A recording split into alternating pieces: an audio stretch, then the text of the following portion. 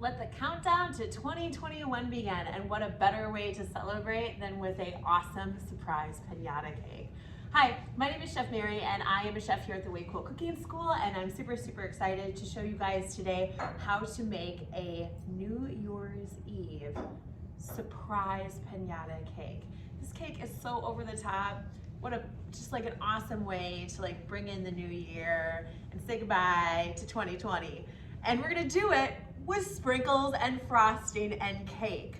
So I've got everything here laid out that I'm gonna need to bake my cake today, and includes my equipment. And so I've got my 2 cake pans lined, ready to go. I just took a piece of parchment paper, traced the bottom of this cake pan on the bottom, and then cut out some parchment circles so that my cake will not stick. Since this is a multi-layer cake, I've got 2 cake pans ready to go here, and I'm just gonna take and I'm gonna give it a little spray with some non-stick spray. You can also do that by taking a little bit of vegetable oil and flouring it with just a little flour shaker here, and then tossing out the extra flour too. Lots of different ways that you can prep your pan so your cake is ready to go. I also have all of my ingredients measured out. This is really important when you're baking, because I don't ever wanna kind of look and go, oh, do I have enough sugar? I've got all my sugar right here ready to go. And there's a lot of sugar in this cake, which is gonna make it super sweet and super delicious. I also have all my dry ingredients here ready to go. And just like a lot of baking recipes, the dry ingredients like to hang out together and the wet ingredients like to hang out together. And that's why I've got my trusty Big Blue mixer here today too, because we're gonna do something called creaming right away. And that's where we're gonna take our butter and our shortening, and we're gonna cream those 2 items together so that they are really well incorporated before we start adding in the sugar in. So I'm just gonna take and we're gonna unwrap those real quick here, pop those into my mixer, and we're just gonna start on low so that the butter doesn't go everywhere. And we're gonna add that shortening in too to incorporate the 2 items together. All right, so I've got that on. Lower this. Anytime that you're using a mixer, a hand mixer, or a countertop mixer, you wanna make sure that you have all of the things locked into place, ready to go, and then you start low. So we're gonna do that. And then when that is fully incorporated, we're gonna take and we're gonna start adding in our sugar too. All right, doesn't take very long. I wanna make sure that I don't see any of the white shortening kind of ribbons through it. And it's all mixed in together. Here we go, and then we're just gonna take and we're gonna slowly start to incorporate our sugar in there. So I like to turn it off, and I'm gonna add 1 cup of sugar, and then I'm gonna start low again and incorporate that, and I'm gonna continue to do that until all of the sugar from my recipe is fully incorporated, ready to go. Okay, we've incorporated all of our 3 cups of sugar into our butter and shortening mix, and as you can see, it kind of looks a little bit like fluffy mashed potatoes or kind of like vanilla ice cream. So now what we're gonna do is we're gonna take and we're gonna incorporate the eggs in one at a time.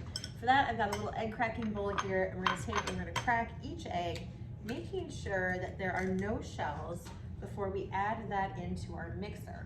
Again, you can do this in a big bowl with a handheld mixer too.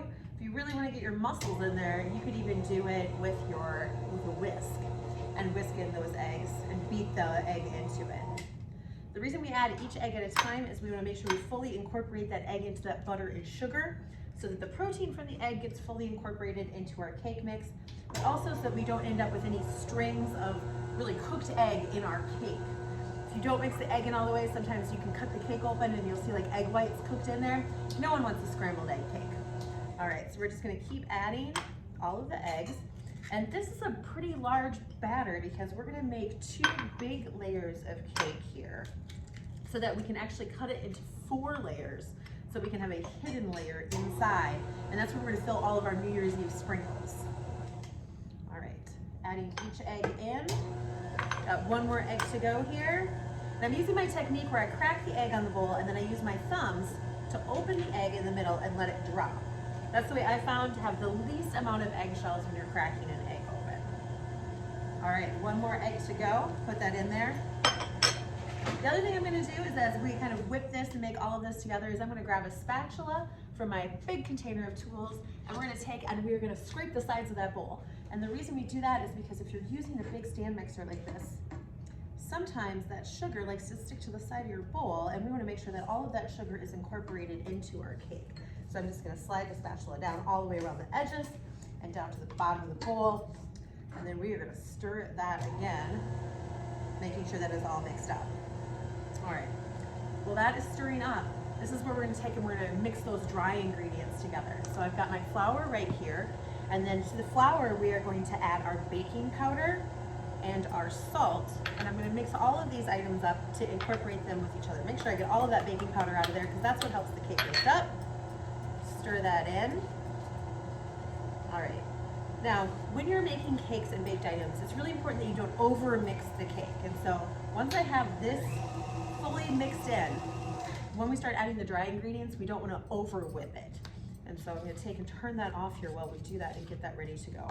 You'll notice that I still have some vanilla here measured out and some milk for that. And so I've got 1 whole cup of milk here and some vanilla. And for this, we're going to take and we're going to add that in here at the end. So according to our recipe, which is included in your kit as well, we're going to take and we're going to pour the milk and vanilla into our measuring cup, and we're going to whisk that together with a fork. So the reason we do that is just, again, so you just want to mix everything up. Make sure everything is mixed up together when you're putting this all in. Here we go. So now we have delicious vanilla milk. It's like cereal milk. Probably would not be that bad to just kind of drink right there. And then what we're going to do is we're going to take and we're going to gently stir in all the ingredients until well combined. So we're going to begin and end with the dry ingredients. And what that really means is I always like to say we add it in thirds. And so I'm not going to measure that out, but I am going to kind of eyeball it in here. So I'm going to add about 1/3 of our dry ingredients, and then we're going to stir that on low. As you can see, even on low, I got a lot of cake batter in there. It wants to go all over the countertop. All right, we're going to take that in, and then once that's added in, we're going to add 1/2 of the milk mixture in there. Really slow to get started. All right, then we're going to add another 1/3 cup, or 1/3 of our dry ingredients, I should say. There we go. Stir that in there. Fully incorporated, but not over mixed. So I don't want to see any dry stuff hanging out in there. And then we're going to add the other 1/2 of our liquid ingredients. And I do like to make sure that I just kind of do the little scoop here with the spatula and make sure I get all of that wet stuff into our mixing bowl. So that is ready to go. Once I know it's not going to splash me in the face, I'm going to take and turn that up a little bit. There we go. And finally, we're going to end with the dry ingredients. So I'm going to kind of lift this up. It definitely looks like cake batter now. We're going to add in that final 1/3. And before we do that even, I'm going to take and I'm going to grab my spatula one more time and I'm going to scrape around the sides and the bottom of the bowl. Now, if your mixer is a lot like mine and we got some like flour and stuff on the edges, I'm going to just take and we're going to scoop that up and put that right back into the cake. There you go. Sprinkle that off. Scrape off our spatula, get all that cake into the cake, and lock it and turn it on low. Okay, this is a thick cake batter. And I want to show you what that looks like so that when you're making it, you can kind of see it's almost scoopable. I would say it's a little bit thinner than a cookie batter. Pull it up here once it's fully mixed. We're going to pull it off of here. So it is really, really nice and thick, and it's not drippy, but it is definitely all mixed in there. Okay. Now when you have your cake batter all ready to go, that's when we're going to take and we're going to evenly scoop this into our 2 cake pans. And then what we're going to do with that cake batter is we're just going to take and we're going to bake it in the oven until it slowly starts to come away from the sides of the pan. And when we insert a toothpick into the center, that it comes out clean.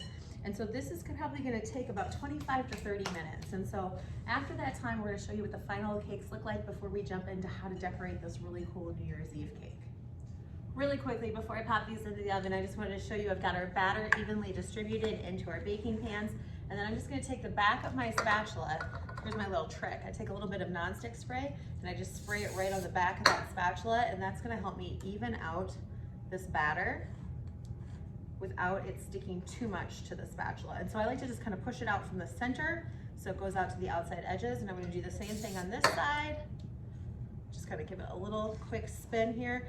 I'm putting my finger in the bottom just so that that paper that I put down there does not move around too much and shift and get too folded up in there. All right, my pans are 2/3 of the way full. I'm gonna take and we're gonna pop these into the oven. As I said, bake them for about 25 to 30 minutes. I'm gonna rotate them halfway through in the oven just to make sure that they are cooking evenly. during that baking time, and then we're gonna check them toward the last 10 minutes of baking just to make sure that if they are ready to take out of the oven, we're gonna go ahead and we're gonna trust our instincts and make sure that like the toothpick comes clean and it's pulling away from the outside edges and golden brown.